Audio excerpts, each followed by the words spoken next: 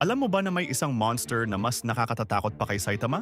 Si Garou, ang self-proclaimed hero hunter na naging cosmic level na kalaban. Nagsimula si Garou bilang simpleng martial artist na gumagaya lang ng mga fighting techniques. Pero dahil sa kanyang adaptive evolution, nagiging mas malakas siya sa bawat laban.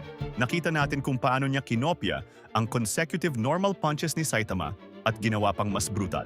Ang pinaka-scary sa kanya, kapag nakalaban niya si Goku, instantly niya maa-adapt ang lahat ng transformations. Super Saiyan Blue, madaling kopya, Ultra Instinct, pwede rin.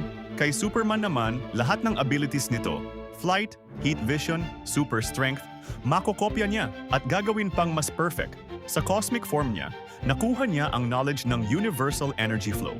Nakita natin sa laban niya kay Bang at Bomb kung gaano siya kabrutal. Hindi lang physical na overwhelm ang ginagawa niya. Sinisira niya rin ang fighting spirit ng mga kalaban niya bago sila tapusin.